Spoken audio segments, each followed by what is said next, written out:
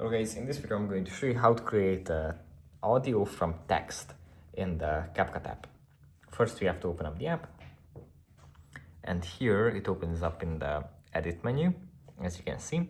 From here we just click on the project that we would like to work on, and then we click on audio in the bottom row, and here we find text to audio. We click on this, and then after it loads, we can type in our text. Don't forget to subscribe. And here we have some AI assistance to create the best text. Then we can click on done, and here we can select a voice for our text,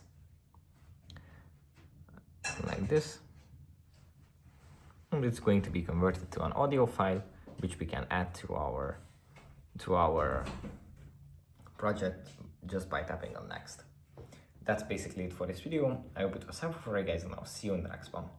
Bye.